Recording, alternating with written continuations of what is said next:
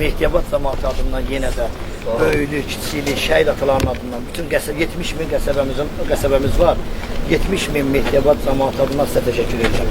Aynen, biz sizə təşəkkür Yox, mən buradan birbaşa cənab prezidentimizə təşəkkür edirəm, cənab nazir sizə təşəkkür edirəm. Sizlərin sayəsində idman daha güclü olacaq. Yenə də burada sizə söz verirəm, bu zaldan sizə mən çempionlar təqdim edirəm. Rüstəm müəllimcinin köməyi. Çox sağ olun. Çox sağ olun. Sağ olun.